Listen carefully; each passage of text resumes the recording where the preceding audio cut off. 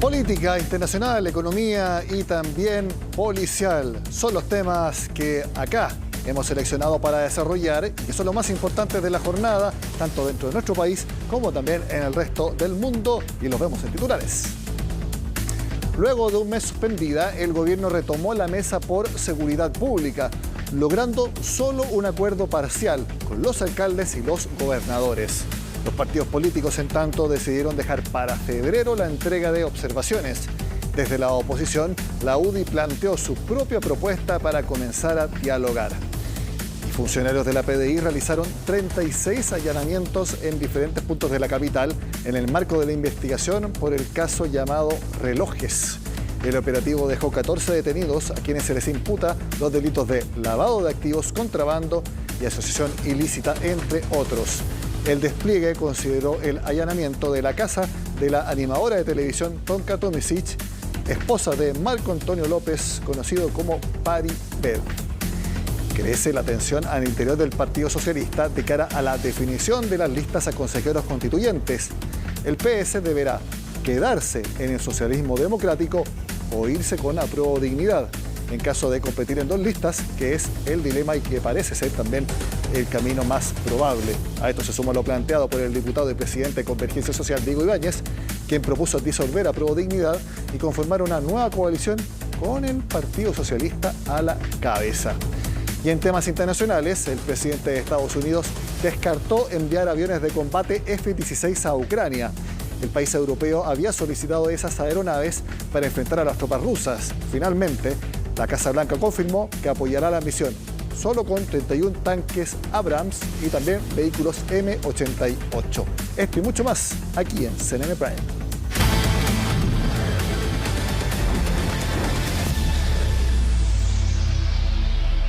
Como lo veíamos, son horas decisivas para el Partido Socialista, ya que la colectividad debe aclarar su definición electoral para la lista de consejeros constituyentes. Josefina de la Fuente tiene todos los detalles de esta jornada de negociaciones. Hola, ¿cómo estás? Muy buenas noches.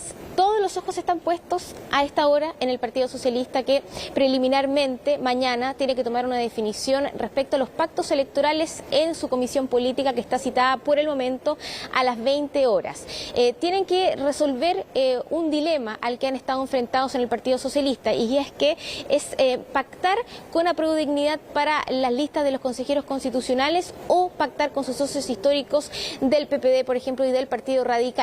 Desde Apruebo Dignidad y desde el Partido Socialista han hecho un llamado incansable a ir en una sola lista electoral para la carrera al Consejo Constituyente. Sin embargo, hay partidos como el PPD que se han mantenido en la misma posición de pedir ir en dos pactos electorales, también mostrando las diferencias de identidad que hay en la misma coalición de gobierno.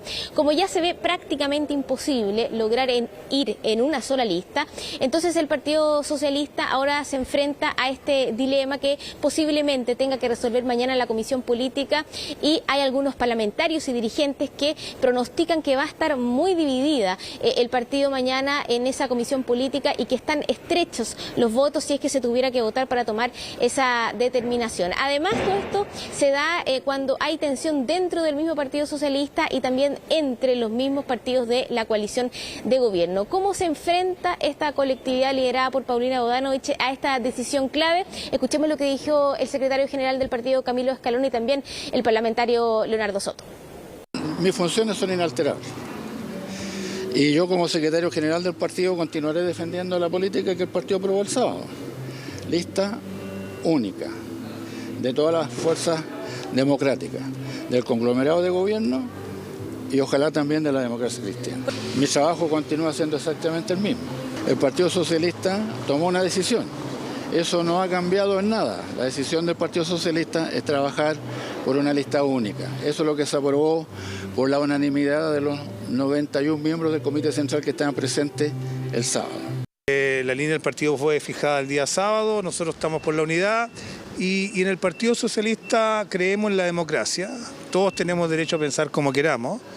Tenemos una mirada pluralista de este tipo de decisiones, y esas se recogen en los debates internos Vamos a tener una comisión política, yo diría que a fines de esta semana, por ahí por el viernes, jueves, viernes, y ahí vamos a plantear nuestros argumentos y espero que prevalezca lo mejor para el partido, para el país y también para el gobierno. ¿El Partido Socialista está quebrado?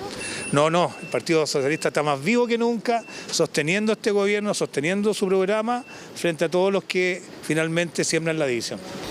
Yo te decía que había cierta tensión dentro del mismo Partido Socialista. De hecho, hoy día se encendían alarmas dentro de la colectividad de dirigentes parlamentarios que advertían que había habido en la reunión de directiva un choque entre la presidenta de la colectividad, Paulina Bodanovich, y el secretario general de ese partido, Camilo Escalona. Ambos tienen posiciones distintas en un segundo nivel, podríamos decir, porque la verdad es que tienen el mismo punto de vista en el sentido de que una lista sería lo más inteligente según su punto de vista y han abogado porque todo el oficialismo vaya en un solo pacto electoral. Sin embargo, las posiciones son distintas a la hora de decidir con quién se pacta, si es que el destino inexorable sería ir en dos pactos electorales. En el caso de la presidenta del Partido Socialista, su preferencia es pactar con sus socios históricos de socialismo democrático. En el caso del secretario general del Partido Socialista, la posición ideal sería ir en una sola lista con Apruebo Dignidad. Así que esas posiciones están enfrentadas y, como yo te decía, hay dirigentes que creen que mañana en la Comisión Política la decisión no va a ser fácil, pero también se aboga desde un sector del Partido Socialista porque se clarifique esto lo antes posible para también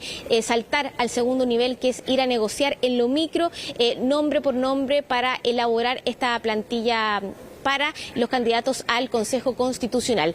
Todo mientras en Apruebo Dignidad han hecho todos los esfuerzos para lograr una lista única, llamados desde el Frente Amplio, guiños, gestos e incluso una entrevista que fue muy comentada el día de hoy por parte de los sectores del oficialismo, una entrevista que dio al diario El Mercurio el presidente de Convergencia Social, el diputado Diego Ibáñez, donde él propone una configuración de una nueva coalición donde el Partido Socialista tenga un liderazgo.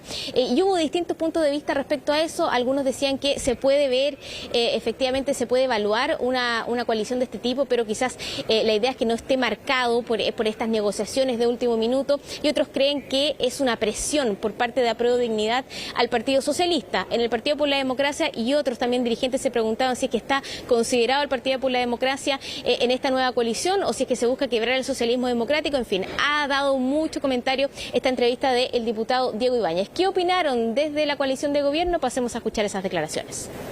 Yo creo que no está en debate quién lidera una coalición. Aquí entre nosotros somos una coordinación, una convergencia entre iguales. Cualquiera sea la cantidad de militantes, de años de existencia, todos nos necesitamos. Esta diversidad que tienen las 10 fuerzas políticas del gobierno, las 10 fuerzas políticas, ninguna es prescindible. En esto nadie llega con un punto por sobre otro a definir verdades absolutas, no, todos llegan con la voluntad de intercambiar, de ver si eso es lo que más contribuye y abierto, digamos, a recoger la mirada de otros. Así ha funcionado esto.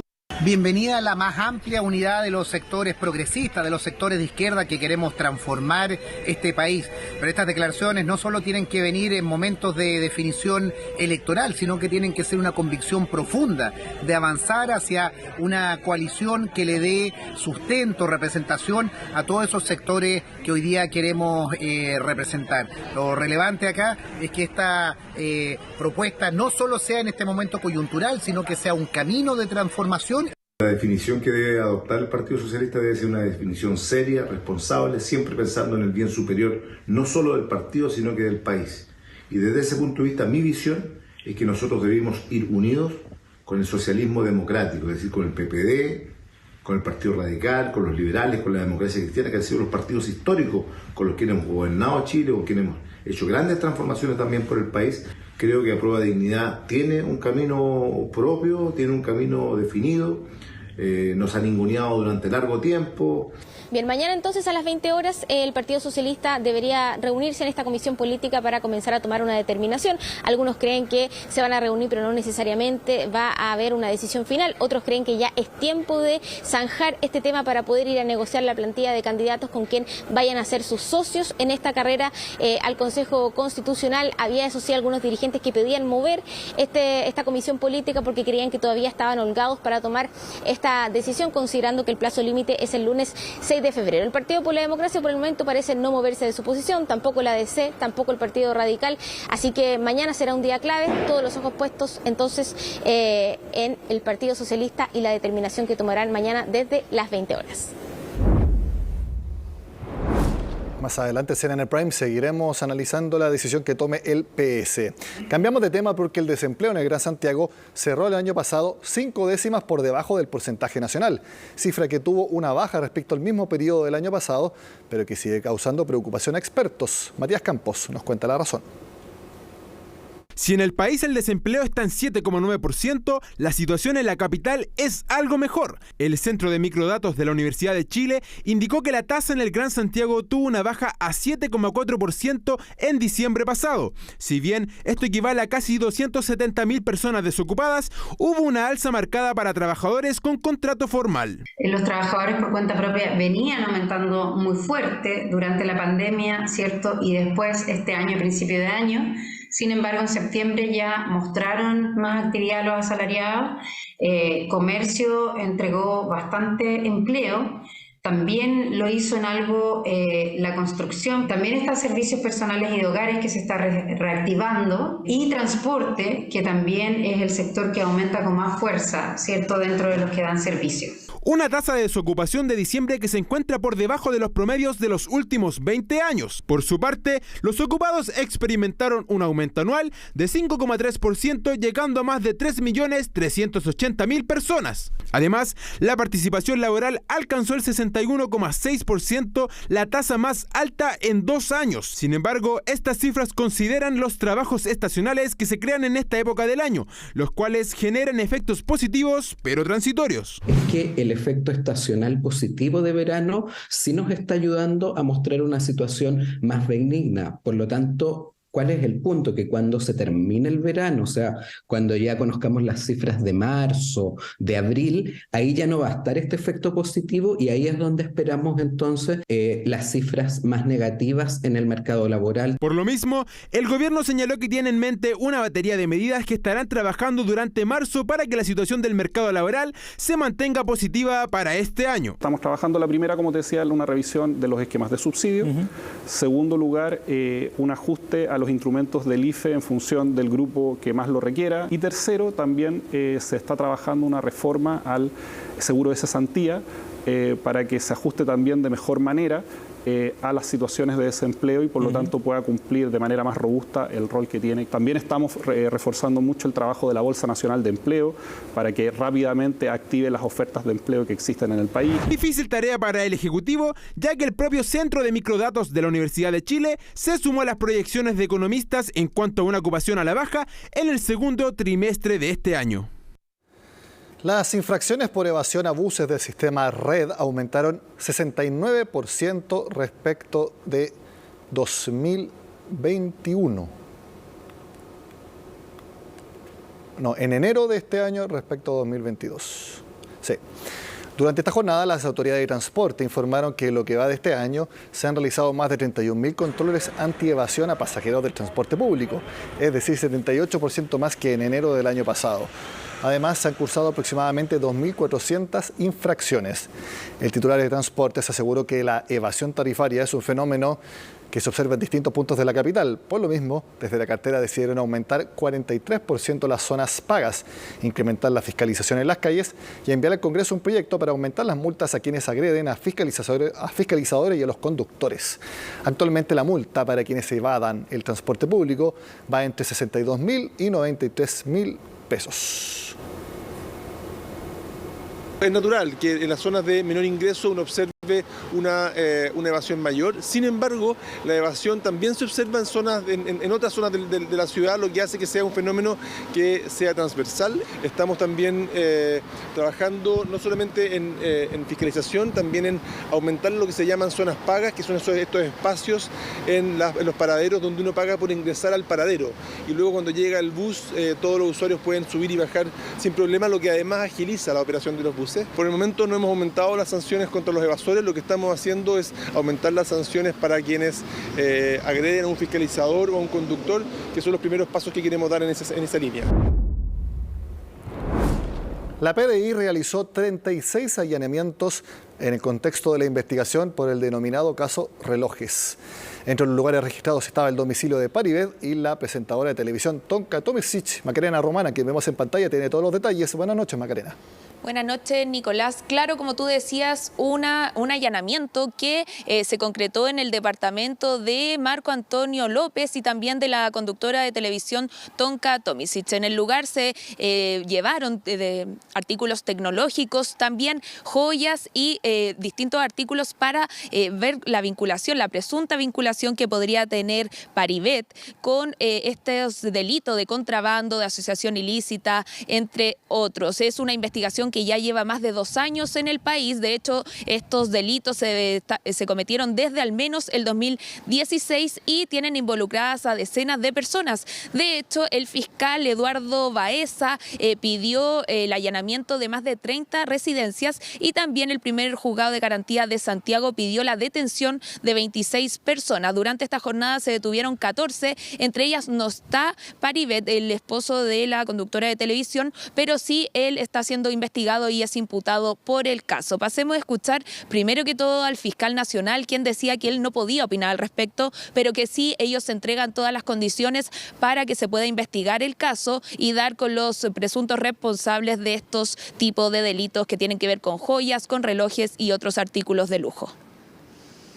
No quisiera referirme a un caso que lleva una fiscalía. A mí solo me cabe impartir instrucciones generales y supervisar el cumplimiento de esas instrucciones y proveer los medios necesarios para el éxito de la investigación. Luego, sobre el particular, no corresponde que me pronuncie, más allá que reiterar nuestro compromiso de aportar todos los medios necesarios para que las investigaciones prosperen. Macarena, ¿cuáles son los siguientes pasos en esta investigación de la PDI?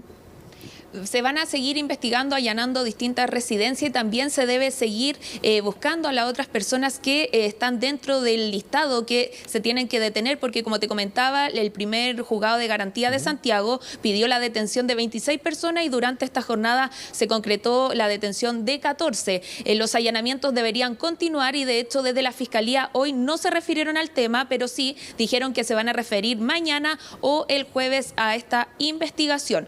También hay que informar que no solo fue el departamento de Marco Antonio López, sino que también, por ejemplo, se llegó hasta el Mercado Central, donde Augusto, porque el hijo del dueño de este restaurante, Luis Vázquez, también estaría involucrado, presuntamente. Decimos presuntamente porque todavía son hechos que están en investigación. A él también se le debe estar en la lista de que se debe detener y también, por ejemplo, está Estrella Dinamarca, quien es dueña de una joyería de Galería Santo Domingo, que es donde se habría comprado y vendido también joyas que fueron robadas en el extranjero, introducidas ilegalmente a nuestro país. Lo mismo con los relojes que casi todos o la mayoría eran de la marca Rolex, que cuestan entre más de 4 millones de pesos y otros hasta 70 millones de pesos. Son montos elevados que se vendían aquí de forma ilegal y que se traerían a Chile, presuntamente también después de robos concretados en el extranjero. Escuchemos ahora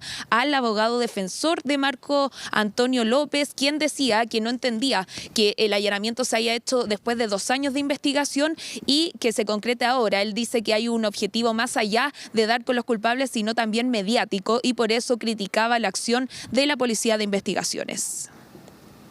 Causa indignación que más de 2 años después de investigación, sin ningún antecedente nuevo que vincule a mi representado con los hechos que se están investigando, se allane de esta manera la casa de mi representado.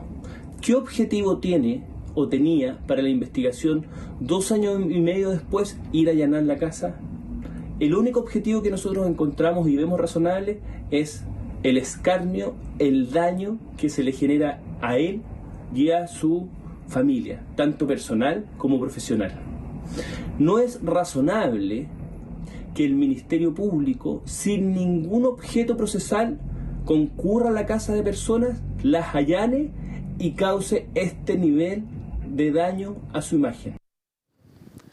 Nicolás, un caso que se dio a conocer a través de una investigación de CIPER en el año 2021 y que después de eso, el mismo día de hecho que se publicó esta noticia, el mismo Paribet a través de Twitter dijo que él no estaba involucrado en este tipo de delitos y descartó cualquier delito, valga la redundancia, que se le estaba imputando. Y de hecho, su pareja, la conductora de televisión Tonka Tomicic, habló en abril del 2022 en un programa de Instagram con Francisco Saavedra, y ella dijo que confiaba en lo que decía su marido, que ella cree que no es culpable y que obviamente es él el que tiene que dar las declaraciones, pero que ella, al estar al lado de él, confía y cree que no es culpable de este tipo de delitos. Eso sí, según un testigo que no se da el nombre de la Fiscalía, en uno de los testimonios decía que Paribet, al momento de comprar relojes y joyas, sabía de su procedencia, es decir, sabía que eran artículos robados en el extranjero e introducidos de forma ilegal a nuestro país, y de hecho lo hacía también junto a Domingo Jalil, quien ya está en prisión por el tráfico de fuegos artificiales, y según lo que detallan desde la Fiscalía, Jalil junto a Paribet compraban este tipo de artículos, joyas, relojes, y ellos sabían su procedencia. Escuchemos ahora a otro abogado, pero en este caso es de la Galería Santo Domingo, porque en el lugar también se allanó algunas joyerías por la presunta vinculación de los dueños de esta joyería con este tipo de delitos y con el caso que se enmarca en el caso relojes. El abogado de uno de los detenidos, en el lugar fueron 3 detenidos, dice que ellos no están vinculados a estos delitos y también descarta cualquier mal uso de su trabajo. Escuchemos entonces al abogado de uno de los detenidos. Generó un conflicto grande acá con los locatarios porque muchos no tenían nada que ver. Como te digo, son microempresarios de artesanos que trabajan las joyas, que las moldean, y ellos no tenían nada que ver con la investigación y lamentablemente se vieron salpicados por esto, así que estamos viendo qué ocurre, cómo también puede recuperar sus especies, y nada, lo que se perdió lamentablemente es parte de un allanamiento. Esperemos que esto se esclarezca. Por mi parte también le he pedido a la familia que podamos aportar todos los antecedentes para que se pueda esclarecer. Delitos entonces que continuarían siendo investigados y que, a pesar de que Marco Antonio López descarta estar vinculado, a él se le interceptó las llamadas telefónicas, y según lo que detallan la Fiscalía en su investigación, él habría nombrado a su pareja Tonka Tomicic y de hecho habría usado cheques de ella para comprar este tipo de artículos de lujo que estaban en el país introducidos ilegalmente. En el país, según los datos de la aduana, hay mercancías, el 60% de ellas, 60 unidades de ellas se detectan al año con mercancía, con artículos de lujo, ya sean relojes, joyas, entre otros. Es una situación que se da regularmente en el país y que se está tratando de frenar a través de investigaciones como esta que está llevando el fiscal Eduardo Baeza y que tiene involucrado, como les contábamos, al menos a 26 personas que debiesen ser detenidas, y también el allanamiento de 30 residencias para dar con quienes son los culpables de este tipo de delitos, Nicolás. Macarena Román, muchas gracias por el detallado reporte del caso Relojes en este importante día de la causa. Muchas gracias, que esté muy bien, buenas noches. Chao, nos vemos. El juzgado de garantía de Río Bueno va a revisar este jueves la extradición de Facundo Jones Huala, tras ser detenido en Argentina. El líder de la organización Resistencia Ancestral Mapuche estaba prófugo desde febrero pasado. La Defensoría Penal Pública ya anunció que representará en Chile al comunero mapuche, tal como lo cuenta Daniela González.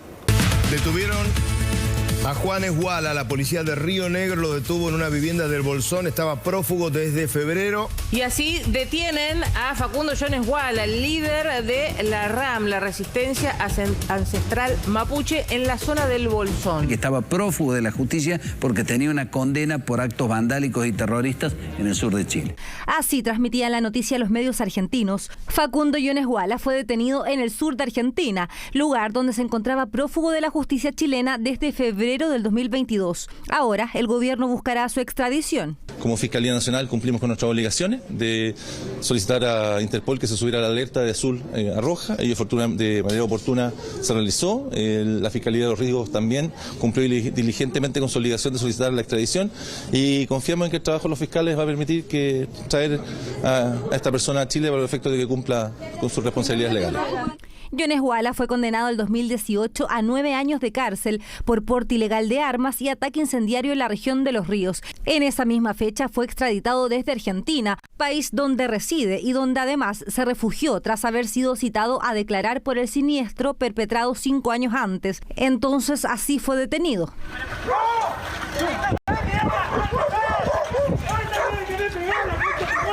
Nosotros planteamos la liberación nacional mapuche mediante la reconstrucción de nuestro mundo basado en todas nuestras pautas culturales, filosóficas, heredadas de nuestros antepasados. Ese es el argumento del líder y fundador de la RAM, Resistencia Ancestral Mapuche, un grupo armado a través del cual forjó su liderazgo con violentos ataques en la Patagonia Argentina. Y al validar todas las formas de lucha, nosotros validamos la violencia política como arma de autodefensa y también como herramienta de liberación. Después de su condena del año 2018, cumplió 3 años de cárcel y se le otorgó la libertad condicional, medida que un mes después revocó la Corte Suprema, pero Yones Huala ya se había fugado, otra vez. Desde ese momento ha sido intensamente buscado por la policía chilena y argentina, incluso la Interpol emitió alertas para su búsqueda. Estábamos alertados toda la policía de la provincia respecto a esta situación, entonces se realizaban distintos operativos y también tareas de investigación. Antes de ayer a la noche hay un llamado de una vecina de la localidad del Bolsón, de un barrio, donde indican que había gente en el interior de su vivienda, más precisamente en un quincho, así que alertado el personal policial, lo encontró en ese sector pernoctando, ¿no? Estaba en estado de ebriedad, estaba en una situación bastante vulnerable, o sea que no fue difícil la aprehensión porque tampoco puso resistencia. Así, el líder de la RAM debería volver prontamente a Chile para cumplir los 6 años que le quedan de condena, sin perjuicio de las acciones que pueda tomar el Ministerio Público sobre las modificaciones o la revocación de sus beneficios para evitar una nueva evasión o fuga. Como Defensoría Regional vamos a representar a Facundo Yones Huala. Estamos tratando de gestionar a la brevedad una entrevista con él a efecto de poder recabar información y mantenerlo al tanto de todo este procedimiento de extradición que viene. Velaremos y protegeremos los derechos de nuestros representados ante todas las instancias. Este jueves 2 de febrero, en el Juzgado de Letras y Garantía de Río Bueno, en la región de Los Ríos, se llevará a cabo la audiencia para revisar su extradición, la que las autoridades chilenas esperan que se concrete rápidamente. Luego de un mes que estuviera suspendida, el gobierno retomó la Mesa por la Seguridad Pública y se acercó a un acuerdo con alcaldes y con gobernadores, mientras que los partidos políticos aún deben convencer a sus bancadas de suscribir un pacto. Todo mientras la UDI hizo una propuesta para reintegrarse al diálogo, tal como lo cuenta Estefanía Bustamante. Hola, buenos días. Fue el único de Chile Vamos que no se restó de la Mesa por la Seguridad, que pretendía tener un acuerdo de las fuerzas políticas. Por supuesto, si nosotros somos un equipo. Equipo que no llegó a la mesa, que convocó el gobierno y que sigue sin el apoyo de la derecha. La ministra no dijo nada de firmar un acuerdo hoy día. En el documento que nosotros nos han mostrado hay cosas súper concretas y cosas que son ideas. Estudiaremos, veremos y eso no nos sirve. Ideas que cada representante deberá socializar con sus bancadas para determinar las prioridades legislativas en marzo, todo a partir del borrador que este martes les entregó la ministra del Interior. No es un compromiso cerrado para poder, insisto, recoger las observaciones, las propuestas, las prioridades y avanzar, creo yo, de aquí a marzo. No está cerrado, sino en cuanto a aprobar un documento que podamos suscribir. Pero no está aprobado el documento, todavía lo vamos a revisar. Es algo que trasciende las pequeñeces, los cálculos políticos y requiere del acuerdo de todos los sectores políticos. Pero la UDI pidió crear otras instancias, como una comisión bicameral de seguridad y otra mesa con el Ejecutivo, el Ministerio Público y las policías, además de establecer estado de excepción en la macrozona norte. No es cambiar la mesa, esto es partir de nuevo en una mesa que fracasó y esto ha sido conversado en privado con muchas personas, pero hoy día lo estamos haciendo en una conversación pública. No lo hicimos en la mesa porque nosotros nos retiramos el día en el cual el presidente indultó a los delincuentes. Hay que dejarse de innovar y lo que tenemos que hacer es poner los temas donde tienen que estar. Todos los temas que tengan que ver con temas administrativos que los empuje la ministra. No necesita de nada ni de nadie. Eso dicen en Renovación Nacional, mientras que en La Moneda la agenda estuvo completa. Hemos acordado hoy día con las asociaciones de municipalidades y la Asociación de Gobernadores establecer un acuerdo de trabajo conjunto que será firmado por el presidente de la República a finales del mes de febrero o inicio del mes de marzo. Una hoja de ruta clara, según La Moneda, que se definió con 3 agrupaciones de municipios y los gobernadores regionales. El objetivo, dar más facultades en materia de seguridad. Necesitamos más atribuciones para los funcionarios de seguridad y en eso se está avanzando y que va a repercutir obviamente en una agenda legislativa que esperamos que los parlamentarios se sumen también a aquello. Yo le hago ese llamado al mundo parlamentario, no solamente de mi sector, sino que también a los distintos mundos parlamentarios que representa el gobierno en el Congreso. Los gobiernos regionales que hasta ahora estábamos excluidos, como exiliados de la seguridad, vamos a tener un rol importantísimo. Es que los gobiernos regionales podrían impulsar planes de prevención al delito, mientras que a los funcionarios municipales se les permitiría, por ejemplo, verificar el cumplimiento de medidas cautelares. En el acuerdo hay un conjunto de medidas que abordan la preocupación de los chilenos en materia de frontera y el acuerdo también permite avanzar de manera mucho más decidida a resolver y enfrentar las organizaciones criminales. Por eso el gobierno publicará el documento en la web a disposición de la ciudadanía, mientras que espera las observaciones de los partidos políticos para llegar así con un acuerdo formal a principios de marzo. Y el Ministerio del Interior ya hizo público ese documento, son 14 páginas. A nosotros nos llegó hace algunos minutos y les tenemos un resumen. Son 5 ítems que tiene el plan de la Mesa de Seguridad, que ya fue difundido, y las medidas se centran en prevención y víctimas, control, persecución y también sanción, además de mejorar la institucionalidad y las policías. Algunos puntos que contempla este plan.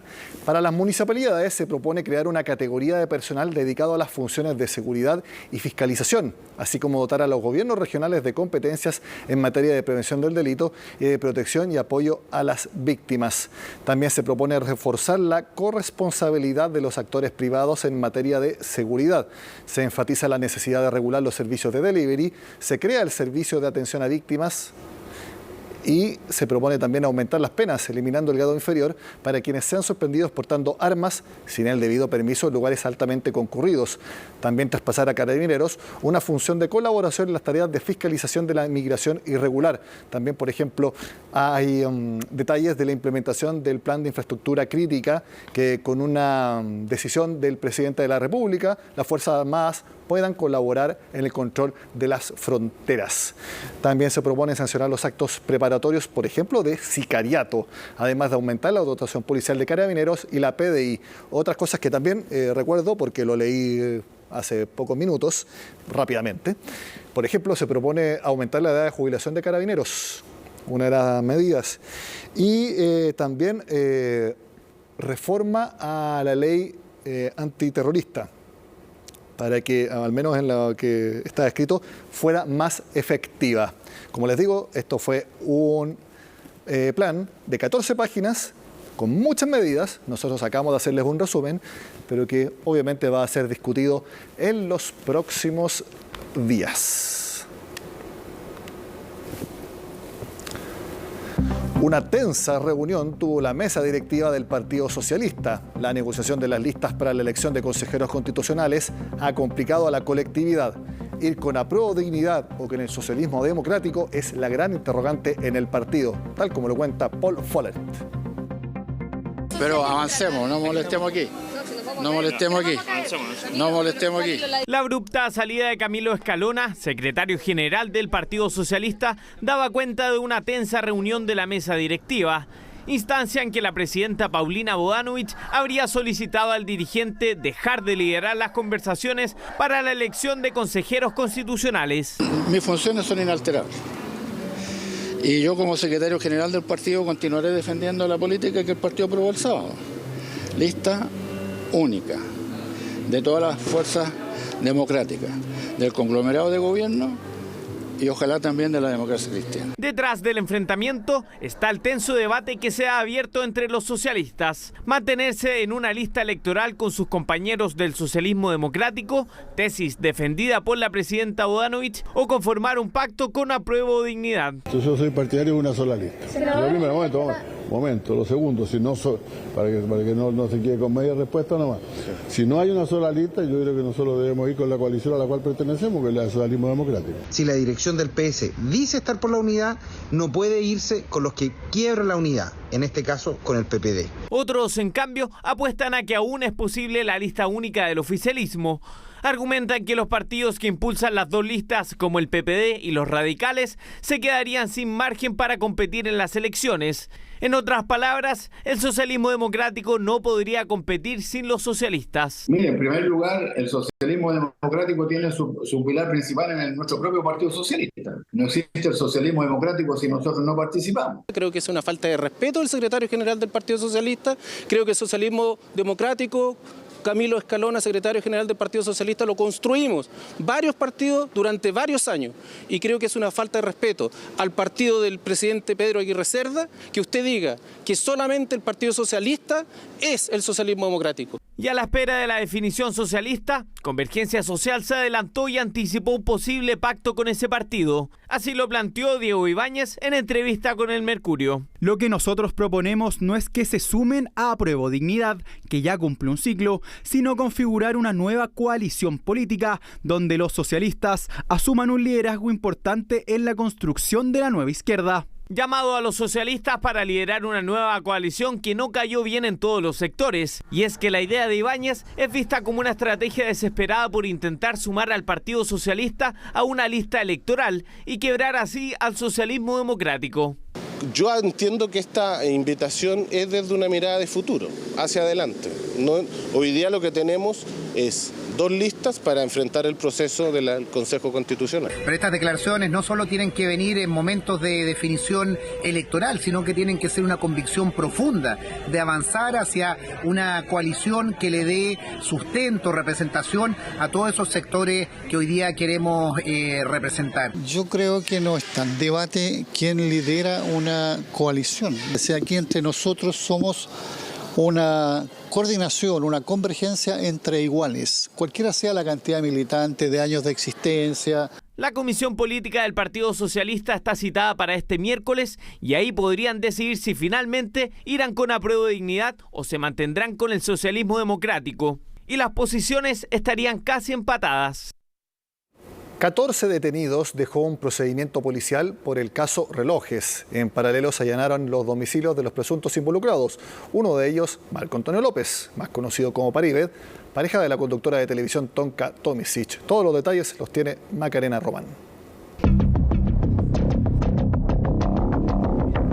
que pasa es que fueron más de 30 lugares donde se allanó. Como que fuera el único existente en todo el relato periodístico comunicacional. Calle Raimundo Larraín en Vitacura. Hasta ahí llegó la Policía de Investigaciones para allanar la casa de Marco Antonio López Espaí, más conocido como Paribet, y marido de Tonka Tomisic. Todo en la investigación por el caso Relojes. Una investigación que busca dar con los responsables de los delitos de contrabando, receptación aduanera, asociación ilícita y lavado de activos. Hechos que habrían sido cometidos desde al menos el 2016. No quisiera referirme a un caso que lleva una fiscalía. A mí solo me cabe impartir instrucciones generales y supervisar el cumplimiento de esas instrucciones y proveer los medios necesarios para el éxito de la investigación. El allanamiento del departamento de la conductora de televisión Tonka Tomisic es parte de las diligencias solicitadas por el fiscal Eduardo Baeza. Además, el primer juzgado de garantía de Santiago ordenó la detención de 26 personas. Uno de ellos es Luis Augusto Vázquez, hijo del dueño de un conocido restaurante del Mercado Central. También se ordenó detener a Estrella Dinamarca, quien es imputada por presuntamente vender y comprar artículos robados en su joyería. ¿Alcancé a ver quiénes eran? Sí, pero están... Los mismos ladrones, hablemoslo así, que llegan de afuera, ellos tienen sus propios compradores. Ellos vienen solamente a uno de repente a sacarle precio, cuánto pueden pedir, qué es lo que vale lo que traen. El operativo se realizó en diferentes puntos del país. Por ejemplo, en las galerías de Santo Domingo, la Policía de Investigaciones allanó joyas, documentos, armas y detuvo a 3 personas. Son microempresarios de artesanos que trabajan las joyas, que las moldean.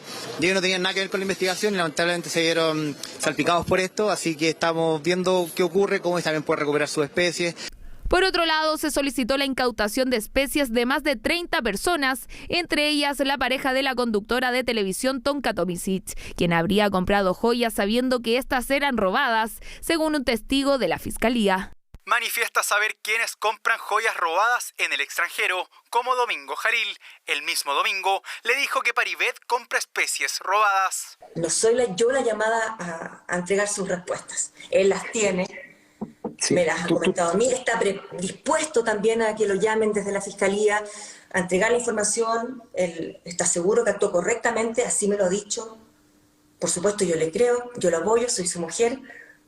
En agosto del 2021, Marco Antonio López fue vinculado a la investigación del caso Relojes tras un reportaje de CIPER. Después de la publicación, la pareja de Tomisic descartó haber cometido algún delito. Eso sí, según la indagatoria, es el propio Paribet quien menciona a la conductora y utiliza sus cheques para comprar artículos ofrecidos por otros imputados. No es razonable que el Ministerio Público, sin ningún objeto procesal, concurra a la casa de personas, las allane y cause este nivel de daño a su imagen.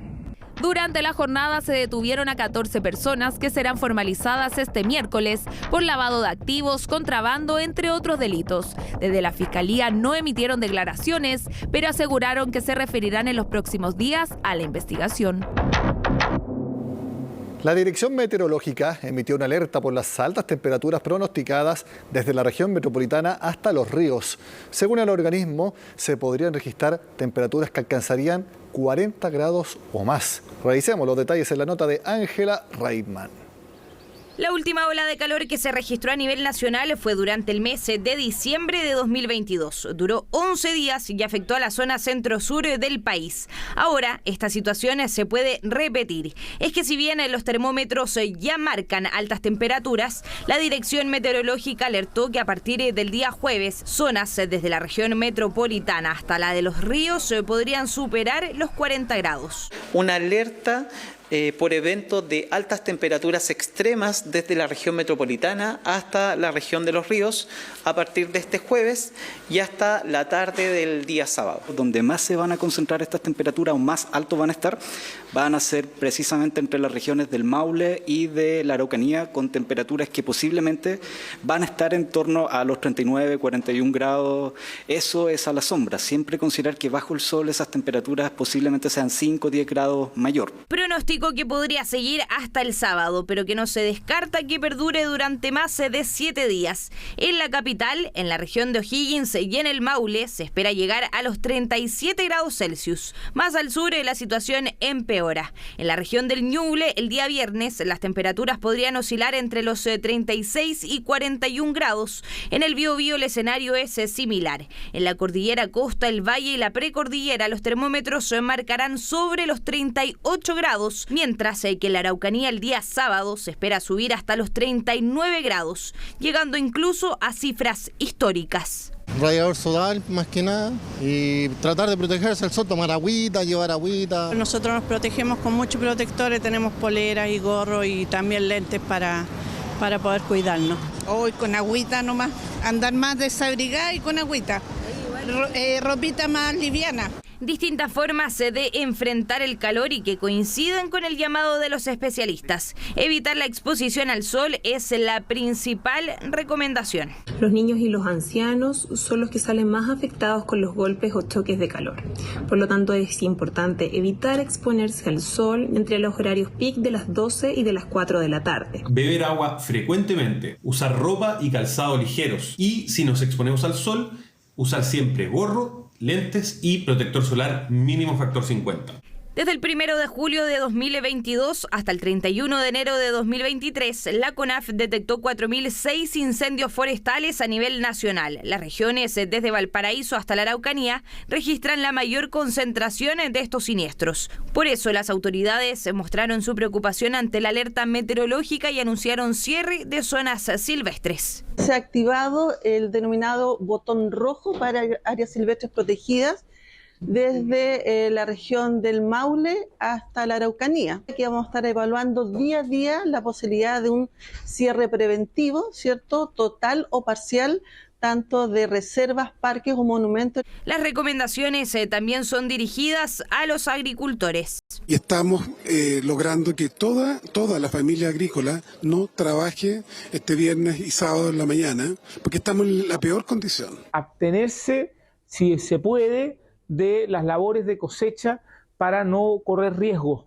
de incendio, porque toda maquinaria también tiene un riesgo. Entonces, con estas temperaturas, con este viento... Altas temperaturas que se acercan y que no prometen su retirada. De hecho, según datos de la misma Dirección Meteorológica, es probable que durante el mes de febrero o marzo ciclos así se sigan repitiendo. Y con las altas temperaturas también crecen las posibilidades de que se generen incendios forestales. ¿Cuáles son las causas y consecuencias también de estos siniestros? José Miguel Mardone nos cuenta desde el estudio de CNN Tiempo. Hemos transformado nuestro estudio en un bosque. Queremos hablar de causas y consecuencias de un incendio forestal. Y atención, ojo, hay viento, un factor natural que provoca que las llamas de un incendio forestal se propaguen rápidamente. Y lamentablemente lo hemos visto tantas veces en la historia de nuestro país. Pero vamos al origen. Para que un incendio forestal comience, se necesita de una fuente de ignición. Y pueden ser diferentes artículos, diferentes materiales. Hemos hecho una lista. Por ejemplo, palos, hojas, papel, género, un fósforo encendido. Y además de las fuentes de ignición, agregamos otros factores como fuentes naturales, ya les decía, el viento, o fuentes y factores climatológicos. Por ejemplo, después de un invierno lluvioso, crece en el suelo pasto, arbustos, maleza. Llega el verano con altas temperaturas, 30, 31, 35, incluso 40 grados. Y esa vegetación, que en un momento fue verde, se seca, se vuelve amarilla. En otras palabras, y lo vamos a destacar en el mensaje que ustedes van a ver en la pantalla, en otras palabras, esa vegetación se deshidrata y se convierte en una fuente de altamente combustible a través de las altas temperaturas. Hay diferentes factores, ya lo decíamos, pero tal vez el más relevante es la acción humana, porque recordemos que más del 99% de los incendios forestales tienen detrás la acción humana, tienen detrás a los hombres, y dentro de ese porcentaje una gran cantidad de intencionalidad, de acuerdo han revelado varias investigaciones. Vamos a revisar en estas fichas algunas acciones humanas, por ejemplo, chispas que provienen de un tendido eléctrico, un cigarro mal apagado, lo hemos hablado tantas veces, o encendedores botados que pueden generar combustión. Y hacia el otro lado, otras acciones provocadas por el hombre y que podrían dar inicio a un incendio forestal. Las destacamos acá: carbón, leña encendida. Las autoridades reiteradamente lo dicen: no hacer asados en zonas no habilitadas, y todavía hay personas que lo hacen. Fósforos arrojados, maquinaria que lanza chispas. Parte de las acciones humanas al momento de hablar del origen de un incendio forestal. Y tenemos acá la fogata, hablábamos de brasas encendidas, de carbón. Está tirando humo, pero también chispas. Y miren lo que comienza a suceder en cosa de segundos, y a raíz también del fuerte viento. Este incendio que ha comenzado se propaga rápidamente en el bosque que hemos representado en el estudio de CNN Tiempo, afectando a todos los árboles alrededor de este bosque. Toma fuerza en cosa de segundos. El incendio forestal se desata. Llegan compañías de bomberos de esta comuna, de otras, también de otras regiones, para tratar de controlar esta emergencia. Y lo que queremos destacar lo vamos a revisar en la siguiente ficha, porque ya les decía, este incendio se ha desatado en cosa de segundos, y en este caso, como lo mostrábamos recién, fue generado por una acción humana, por negligencia de los hombres. Destacamos la siguiente ficha para hablar de la expansión de este incendio forestal que nos acompaña y que hemos representado en CNN Chile. El incendio está desatado y es el viento quien produce el descontrol, que a mayor intensidad arrastra, enciende y transporta el fuego hacia otros lugares alejados, que hacen más grande la zona afectada por este incendio forestal.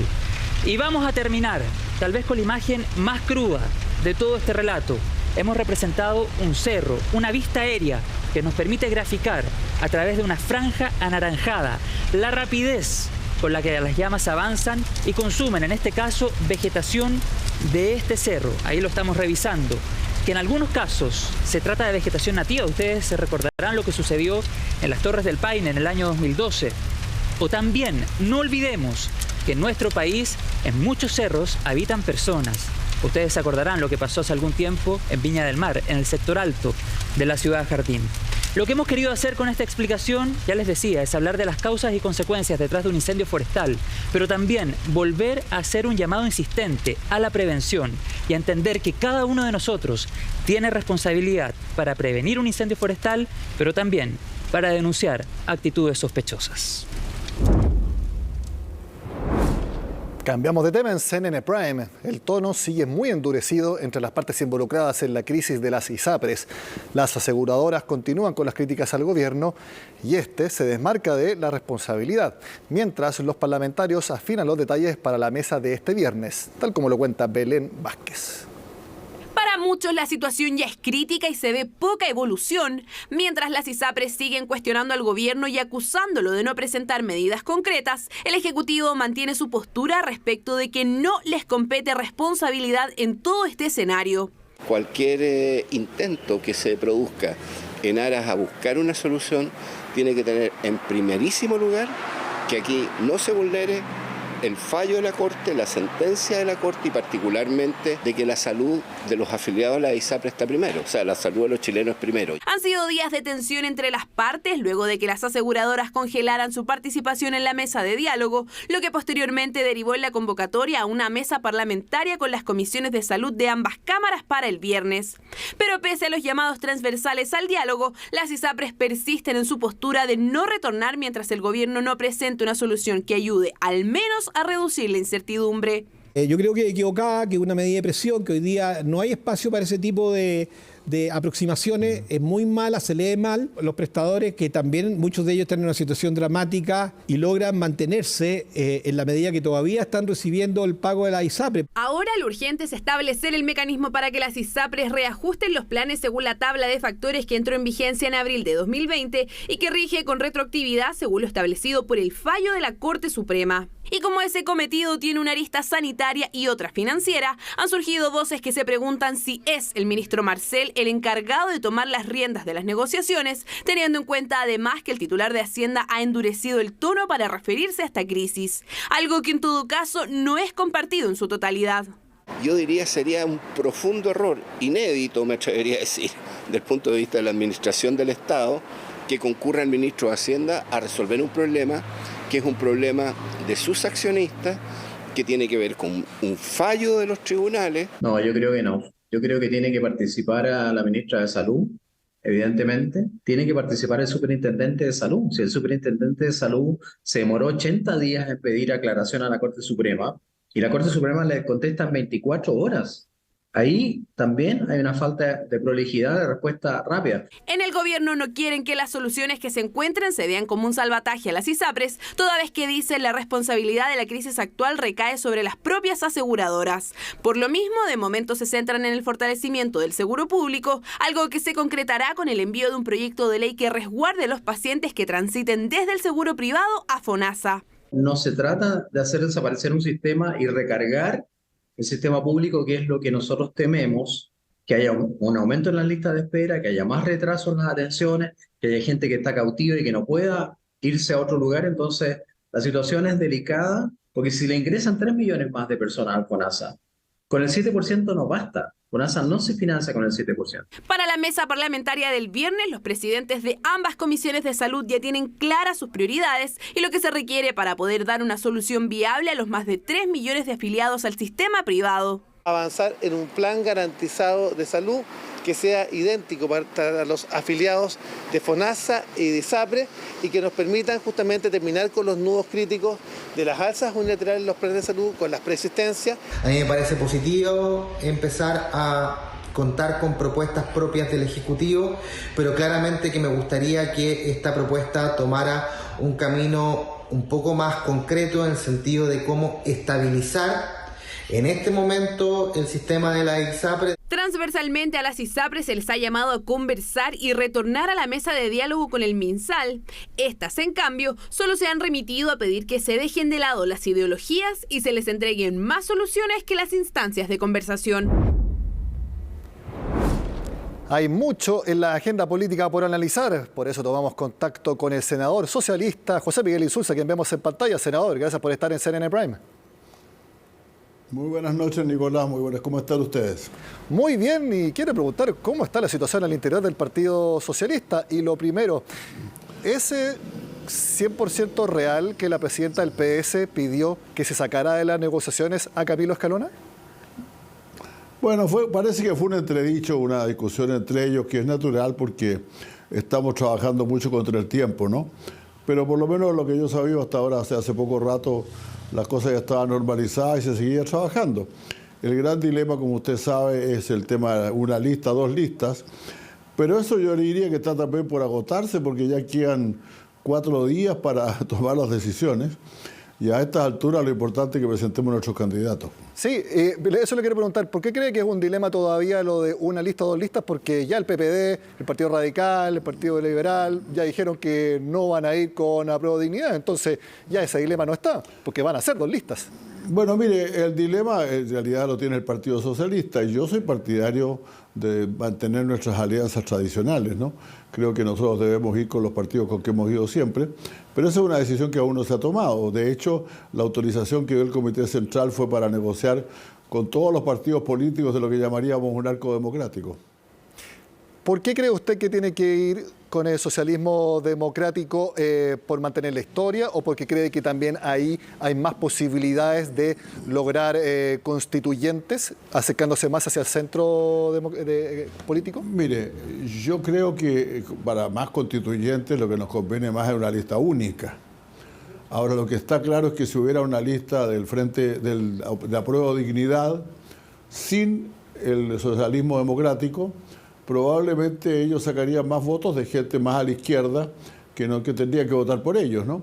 Y si nosotros fuéramos también en una lista de unidad del socialismo democrático, probablemente obtendríamos más votos hacia el centro que lo que obtendríamos juntándonos con el Apruebo de Dignidad. El problema, por lo tanto, es que unidos sacamos más convencionales, separados sacamos más votos, esa es la realidad. Ok, separados sacan más votos y quiero preguntarle, usted ya lo dejó en claro, que usted, si tiene que elegirse una lista, tiene que ser con el PPD, con el Partido Radical, con el Partido Liberal, en socialismo democrático. ¿Usted cree que... Mira, a mí me hubiera gustado... Sí. Ok, quiero preguntarle si usted cree... Para precisar mi posición... Sí. Precísela. Muy bien. Mire, para precisar mi posición, yo hubiera preferido una lista de todos. Ahora, creo que la verdad es que si nosotros... tenemos que ir en una lista distinta. Lo que corresponde a estas alturas no es hacer nuevas aventuras cambiándonos de coalición. Todos sabemos que el gobierno tiene, por mucho que el presidente de la República lo haya propuesto ya, y yo fui muy partidario de eso, hoy día el gobierno tiene una cierta separación entre fuerzas. Ahora, sin dramatizar, podemos ir en 2 listas distintas, pero si empezamos a cambiarnos de listas y a decirnos cosas entre nosotros y todo lo demás, probablemente vamos a darle a esto una tonalidad que no debe tener. Esta sería simplemente una elección de constituyentes y no debe convertirse en un juicio al gobierno ni en una especie de plebiscito tampoco. Yo, por lo tanto, si tuviera que optar por algo, yo diría primero una lista única para todos. De lo contrario, las 2 coaliciones, cada una representando de su manera, pero sin dramas también, sin dramas, no. Vamos a seguir estando con el gobierno todos de todas maneras. Y de lo que se ha conversado internamente, ¿cuál cree que va a ser la decisión o están ambas parejas y está bien incierto? Tendría que estar internamente yo y la verdad es que no estoy en la comisión política del partido, ahora no postulé esta vez al Comité Central, por lo tanto estoy informándome por los amigos que me llaman y me cuentan lo que está pasando. Oiga, y... ¿lo que decida el Partido Socialista va a determinar también su posición dentro del oficialismo? Yo creo que naturalmente, no creo que esto no hay que ligarlo con el gobierno. Ligarlo con el gobierno es un error. El gobierno está remontando, está mejorando su actuación, nos estamos acercando más. Yo he dicho que la receta para resolver todos estos problemas es trabajar bien juntos, seguir trabajando juntos, hay que seguir haciendo ese esfuerzo. Por lo tanto, yo espero que ninguna decisión afecte la gestión del gobierno. ¿Pero usted cree que cuando haya el cambio de gabinete no se va a tomar en cuenta para las designaciones lo que decida el PS, si seguir en Apruebo Dignidad o ir en una lista con Socialismo Democrático? No, nosotros vamos a estar en la coalición de gobierno. El Socialismo Democrático y el Apruebo Dignidad son partes de la coalición de gobierno. Entonces no hay por qué preferir a una sobre la otra. Eso es lo que ha perjudicado precisamente la idea de algunos, por un lado, que hay demasiados ministros que son del socialismo democrático, la idea por otro lado que en las regiones y en los ministerios hay mucho más gente de Apruebo Dignidad. Eso es lo que no hemos podido concordar ni resolver bien, y yo espero que no lo prolonguemos después de la elección, pues. Y senador, ¿cómo evalúa lo que dijo en una entrevista con El Mercurio el presidente de Convergencia Social de que llegó la hora de... No sé lo que dijo exactamente fue terminar con una Apruebo Dignidad, sino que rediseñar la coalición de gobierno y que sea liderada por el Partido Socialista? ¿Usted dice sí, tiene toda la razón, o es un intento de sumarlos dentro de la lista? No, yo creo que es un intento por sumarlo, porque usted no hay posiciones, no hay coaliciones exitosas que se inventen de la noche a la mañana y además en la cual alguien se asigne el rol protagónico, pues no, eso no ocurre. Por lo tanto, yo espero que sigamos trabajando juntos, y lo que tenemos que hacer, y lo acordamos así después del último cónclave en Viña del Mar, es seguir trabajando juntos y seguir construyendo cada vez más una unidad que todavía no tenemos suficiente entre nosotros. Lo último que le quiero preguntar de este tema, senador, ¿cree que está perdiendo la ascendencia política y la influencia política la expresidenta Michelle Bachelet porque surgió la posibilidad de que ella fuera como integrante o candidata a una de las listas, a la lista constituyente, siempre que fuera una sola en el oficialismo? Pero eso no convenció al PPD ni a los otros partidos. ¿Cree que está perdiendo influencia la exmandataria? Bueno, yo creo que la presidenta Bachelet aceptó una propuesta solamente porque su grado de compromiso con la unidad ha sido siempre muy, muy importante y muy central. Entonces ella consideró que si su nombre era útil para la unidad, eso ella estaba dispuesta. Ahora, eso no prosperó, desgraciadamente. Yo creo que ella realmente lo hacía de manera absolutamente desinteresada y sin ningún cálculo personal, pero eso yo creo que ya es una etapa que ya probablemente superada. Pero por eso, ¿cree usted que está perdiendo influencia política respecto a los últimos años? No creo. Yo no creo que la presidenta Bachelet tenga, por así decirlo, mucho capital político que jugar o perder en este caso.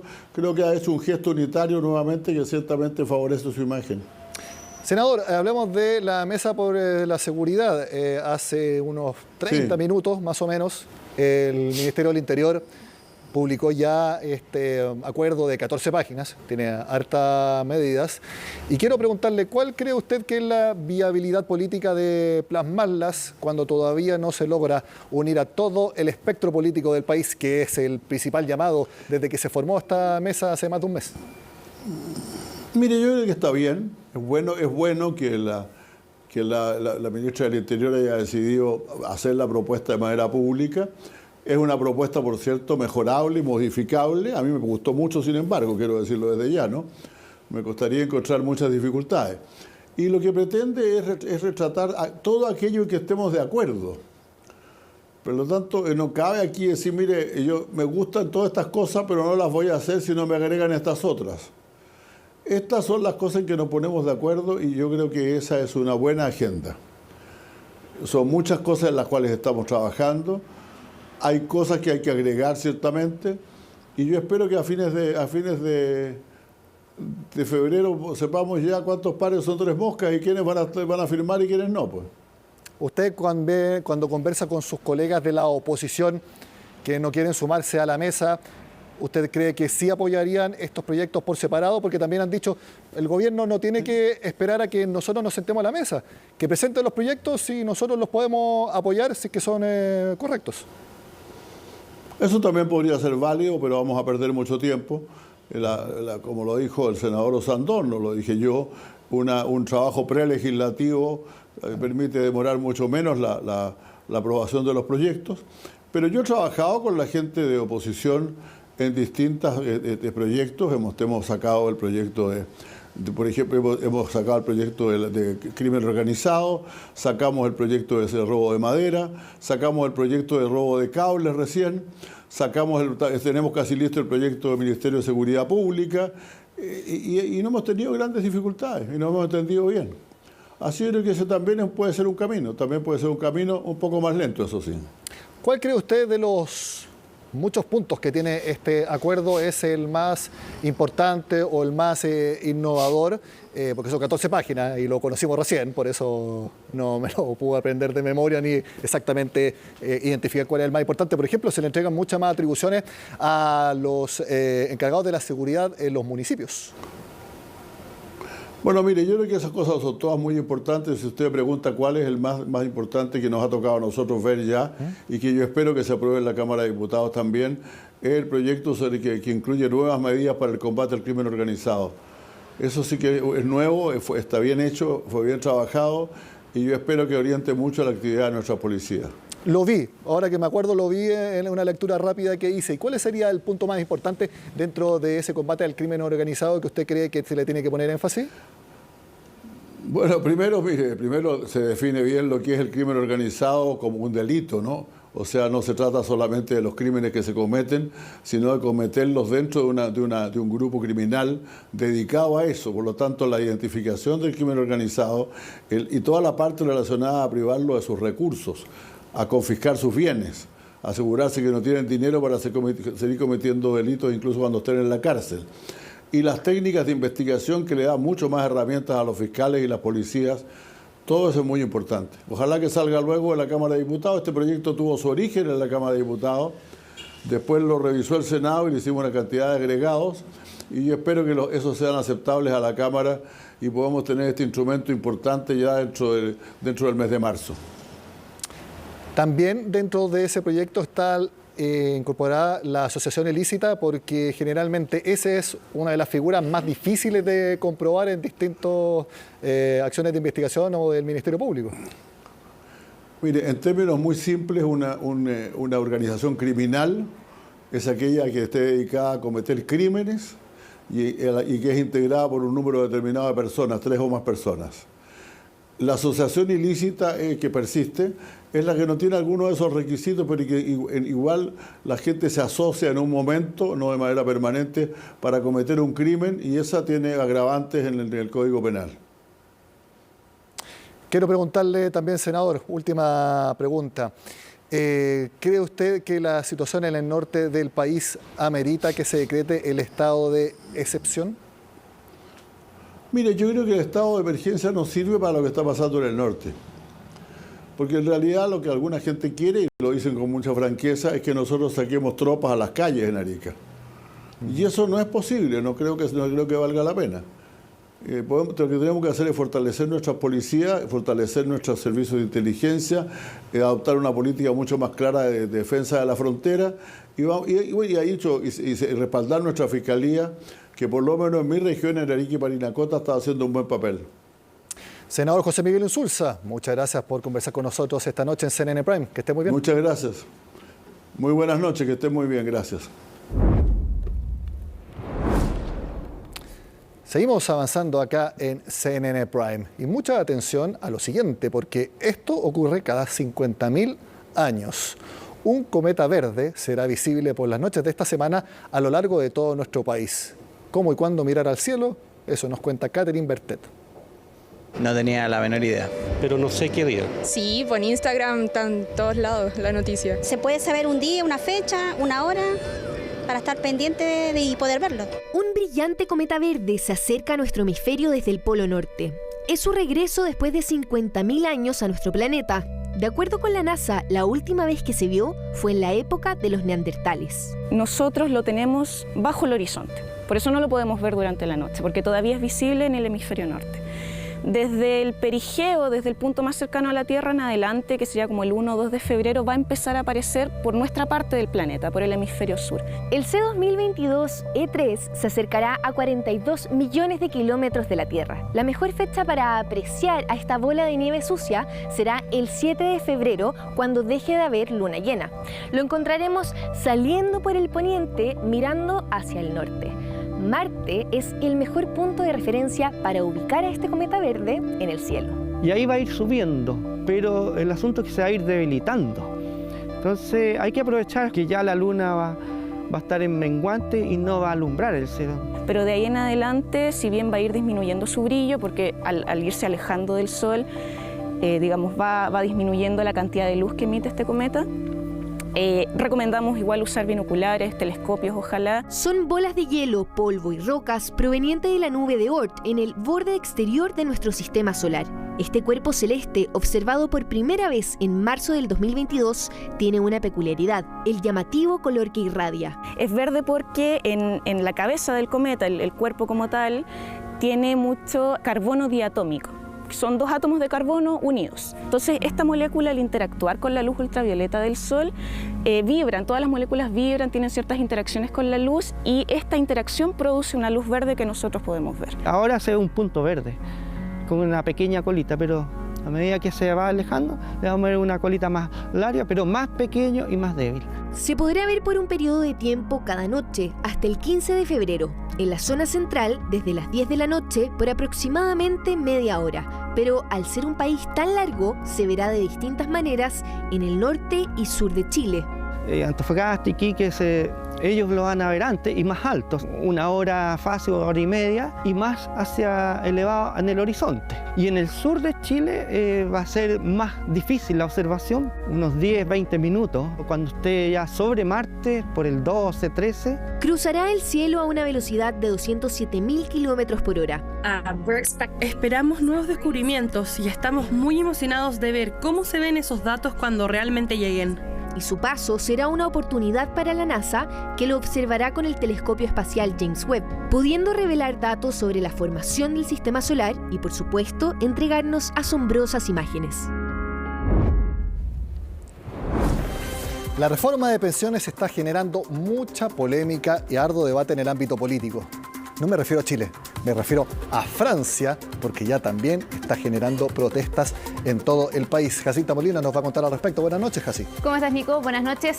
Manifestaciones que van creciendo en cuanto a la convocatoria, porque fíjate que hace 2 semanas se habían realizado también movilizaciones a lo largo de todo este país y las que se repitieron durante esta jornada lograron congregar a más personas. Según cifras de la policía, más de 1 millón de personas, más de 1.200.000 de hecho, y según los organizadores, acá por cierto difieren los números, ellos hablan de más de 2 millones de personas a lo largo de todo este país que participaron de estas movilizaciones y ya han anunciado más para el próximo 7 y 11 de febrero. Todo esto tiene que ver con un proyecto que ha sido una discusión en el periodo, tanto este que se ha iniciado, el segundo de Emmanuel Macron, como ya en su anterior gestión. Es una iniciativa que busca elevar la edad de jubilación de 62 a 64 años, una discusión que se pospuso hace unos años atrás, en parte por la llegada de la pandemia,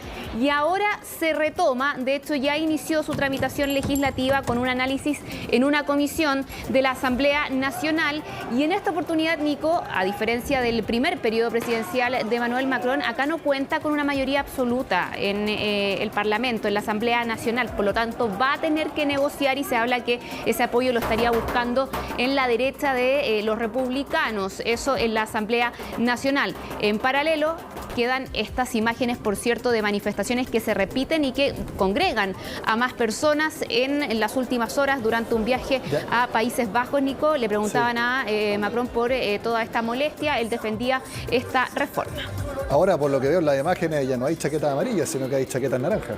Exacto, bueno, ahí se ven, por lo cierto, en Francia chaquetas de varios colores. En parte esas naranjas eran de algunos trabajadores de empresas de energía, también automovilísticas. No se reeditó ese movimiento más porque las chaquetas amarillas precisamente partieron con las protestas de la reforma de pensiones cuando tú lo mencionaste, cuando lo presentó por primera vez Emmanuel Macron. Me parece entonces que no ha vuelto a... Es que tenía que ver también con una molestia por el alza de los precios de los combustibles en ese este momento. Claro, hay sectores de ese grupo que se han movilizado también en esta jornada, pero acá también están movimientos de izquierda, partidos de izquierda también de Francia convocando a estas movilizaciones, y eso lo reconocía incluso el líder de la izquierda, que fue incluso candidato presidencial en Francia, sobre este nivel de participación en estas movilizaciones que algunos describen puede ser también un nuevo desafío que vaya a enfrentar Macron en este segundo periodo, como lo fue lo de los chalecos amarillos hace unos años atrás. Ahora este malestar que se ve en las calles con ya convocatorias a nuevas movilizaciones. Sí, y bueno, es un desafío enorme porque debe ser de las medidas más impopulares que cualquier gobierno puede tomar, subir la edad de jubilación. Acá en Chile eso ya no corre, ningún gobierno lo va a proponer en el corto plazo. Y yo no sé si Emmanuel Macron tiene posibilidades, no sé si en cuanto a las encuestas, sino que constitucionalmente de ir a una reelección. Porque yo creo que cualquier mandatario que crea genuinamente que tiene que hacer esto, tiene que saber también que es impopular y que por lo tanto cualquier posibilidad de reelección se acaba, en verdad. No, solamente una segunda reelección así lo fija la normativa, la Constitución en Francia, y ya está en este segundo periodo. Lo que dicen desde el gobierno lo comparan con las edades de jubilación en otros países europeos. De hecho, en Francia la edad es bastante baja en comparación a otras naciones, y por eso ese es un argumento que sostiene el Ejecutivo. Pero claro, va a ser una tramitación compleja en la Asamblea Nacional y se ve también ya en las calles para Emmanuel Macron cuando recién está comenzando este segundo periodo presidencial. Bueno, de complejidades en el Congreso de Francia vamos a hablar de las que están ocurriendo en Perú, porque no me vas a creer, pero nuevamente se pospuso la votación de este proyecto que busca adelantar las elecciones en ese país ya para finales de este año. Hay algunas manifestaciones que se convocaron para el día de hoy en desarrollo en ciudades de Perú, entre ellas Lima. Por cierto, hay un grupo que se ha acercado ya a la zona custodiada por la policía, que es donde está precisamente el Congreso, y se esperaba, lo comentábamos de hecho ayer a esta misma hora, que durante esta mañana allá en Perú, 1 de la tarde acá en nuestro país, se retomara la sesión para votar finalmente este proyecto que fue presentado por el presidente de la Comisión de Constitución del Congreso en Perú. ¿Qué es lo que ha ocurrido? No hay acuerdo entre las bancadas y eso ha retrasado que se inicie nuevamente esta sesión, que quedó suspendida luego de que se votara a favor esta reconsideración de esta iniciativa. Eso fue lo que ocurrió el día de ayer. Entonces toda la atención está nuevamente puesta en lo que vaya a acontecer mañana, y si es que efectivamente ahí hay algún tipo de negociación para poder reunir apoyos que permitan que la sesión entonces comience para iniciar ya la votación de este proyecto, que no olvidemos se votó ya el viernes. Fue rechazado, no alcanzó los 87 votos que necesitaba para aprobarse, y en medio de la presión que hace el Ejecutivo con una Dina Boluarte que incluso advierte que va a presentar ella proyectos urgentes para poder adelantar esos comicios, ocurre lo que pasó el día de ayer, pero muy a la espera de si finalmente se aprueba o no esta iniciativa que podría adelantar las elecciones en medio de la crisis que está viviendo ese país. Nos vamos a quedar en nuestra región para contarles de la situación en que está viviendo el pueblo de los Yanomami en Brasil, una etnia, un pueblo originario que en los últimos días hemos conocido casos de fallecimiento, sobre todo entre niñas y niños de esta etnia, enfermedades que han aumentado por también desnutrición, contaminación, y todo esto tiene que ver con la minería ilegal que opera en la zona donde está esta reserva, que es la mayor reserva indígena de Brasil. Bueno, el gobierno del recién asumido presidente Luis Ignacio Lula da Silva responsabiliza de esto a la gestión de su antecesor, Jair Bolsonaro. De hecho, lo ha acusado de genocidio, y por esta materia ya se inició una investigación en la policía y recientemente también en la justicia, donde se ha ordenado indagar a exfuncionarios del exgobierno ya de Jair Bolsonaro. Vamos a revisar todo en el siguiente informe. Nos amenazan y no podemos dormir. Bolsonaro se cree que esta tierra les pertenece a los garimpeiros. Con casi 30.000 habitantes y 9,6 millones de hectáreas, la reserva indígena Yanomami es la más grande de Brasil. Entre los estados de Roraima y Amazonas vive esta tribu que también está presente en la Amazonía venezolana y que hoy está bajo amenaza. Y es que tras una visita a la zona, el presidente brasileño Luis Ignacio Lula da Silva decretó la emergencia sanitaria en este territorio indígena debido a la desnutrición, aumento de enfermedades y hasta muertes entre los niños y niñas Yanomami. Yo vine aquí para decir que vamos a tratar a nuestros indígenas como seres humanos, seres responsables por ser parte de aquello que somos, y vamos a cuidarlos para que sean tratados como seres humanos de primera clase y que no sean tratados como gente de cuarta clase o quinta. De acuerdo a la información entregada por el recién creado Ministerio de Pueblos Indígenas, al menos 570 niños y niñas de esta comunidad murieron producto de la contaminación en 4 años, y solo el año pasado 99 menores de 5 años fallecieron a causa de enfermedades como la malaria, diarrea, neumonía y desnutrición. Muchos están enfermos, no hay comida. Muchos de nuestros familiares han muerto. Muchos Yanomami han muerto. Pienso con claridad, soy un líder y digo que los mineros ilegales no trabajarán en mi tribu. Tienen que ir a trabajar fuera de mi territorio. En mi casa, en mi aldea, no permitimos mineros ilegales. Pese a la prohibición de extracción de oro en tierras indígenas, la minería ilegal sigue siendo la principal amenaza que enfrentan los pueblos originarios en Brasil, la que también ha afectado a la preservación de la Amazonía. La toxicidad del mercurio utilizado en esta actividad ilícita termina contaminando el agua de los ríos y los alimentos, al mismo tiempo que reportes de ONGs alertan de un aumento de la presencia de mineros armados en los hospitales de la zona. Según datos del Instituto Socioambiental, la destrucción de las tierras de la reserva Yanomami, producto de la minería ilegal, aumentó un 308% en los últimos 4 años. Periodo del gobierno de Jair Bolsonaro. Por eso ahora las nuevas autoridades del país apuntan hacia la gestión del ultraderechista. Sin duda fue una actitud genocida contra las comunidades indígenas brasileñas. El gobierno federal está actuando de emergencia ante una situación difícil en la que debemos recuperar políticas, instituciones y equipamientos públicos y simultáneamente dar respuestas. El gobierno de Lula anunció el envío de alimentos y medicamentos a la zona, mientras que la policía ya inició una investigación. Y este lunes la Corte Suprema ordenó una investigación contra exautoridades del gobierno de Bolsonaro por posibles delitos de genocidio, delitos ambientales relacionados con la integridad de las comunidades indígenas y otros que buscan determinar la eventual entrega de datos falsos sobre la comunidad Yanomami. El pueblo Yanomami durante 4 años solo hemos estado llorando. La comunidad de luto, niños enfermos, y por muchas veces pedimos ayuda y no llegó. Sabemos que en los últimos años esta situación ha empeorado y empeorado hasta llegar a lo que nos encontramos ahora.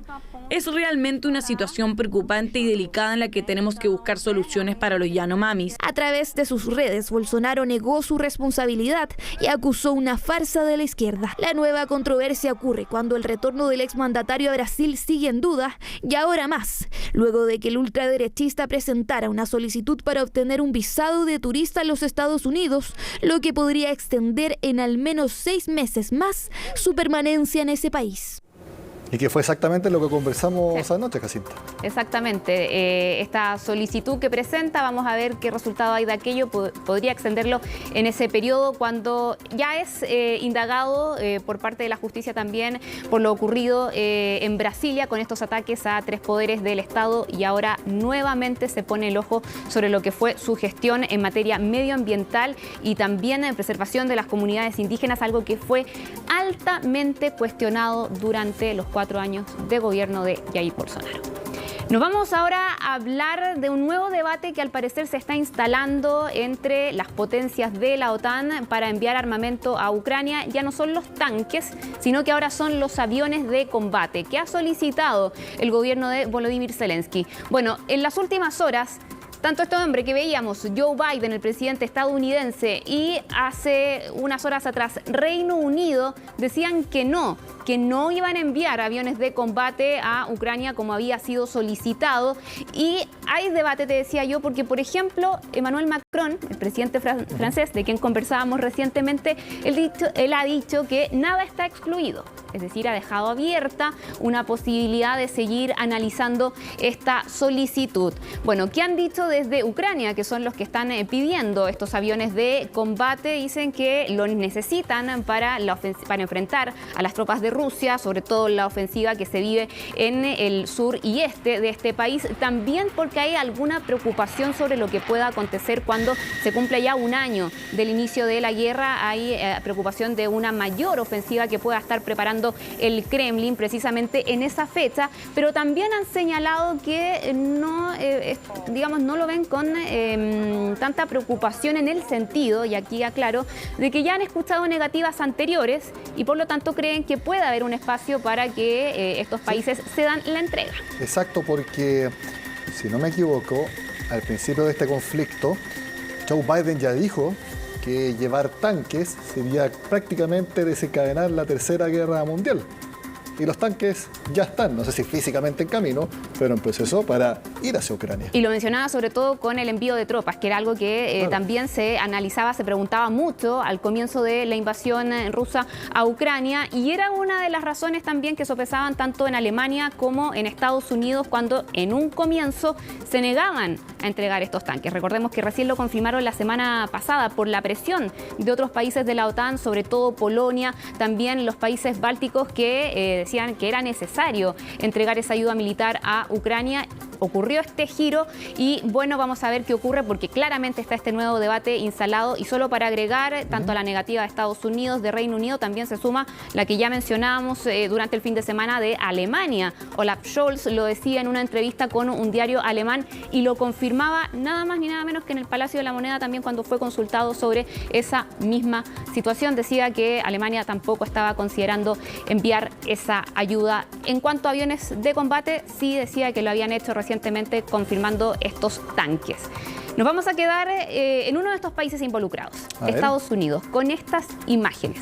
A diferencia de lo que estamos viviendo acá, con ola de calor y altas temperaturas en verano, allá es época de invierno. Y hay gran parte de los Estados Unidos que están actualmente bajo una alerta por un nuevo temporal invernal, una nueva tormenta invernal, principalmente las zonas del sur y del centro de este país, entre ellas Texas, por ejemplo, Tennessee, Oklahoma, Kentucky, entre otras. Dicen, Nico, que los días más riesgosos, sobre todo para la conducción, para andar en las calles debido a esta nueva tormenta, son hoy y mañana. Ya se han reportado las primeras víctimas fatales luego de la llegada de este nuevo temporal, y hace recordar, por cierto, a lo acontecido justo a fin de año. ¿Recuerdas cuando incluso se suspendieron miles de vuelos por una situación similar?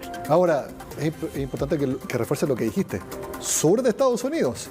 No estamos hablando de Boston, de Nueva York, Minnesota, Seattle, etcétera, porque eso es normal.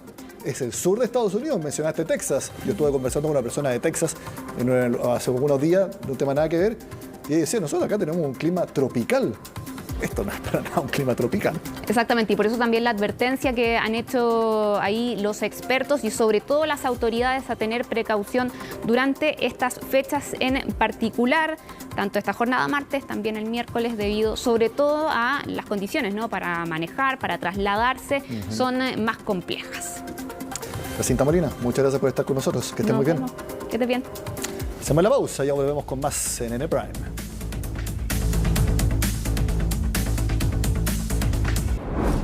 Son las 10:21, termina CNN Prime, ahora viene CNN Tiempo y posteriormente Futuro 360. Martes 31 de enero, así estuvo nuestro país y el mundo. Somos CNN Chile, soy Nicolás Paut y les deseo buenas noches.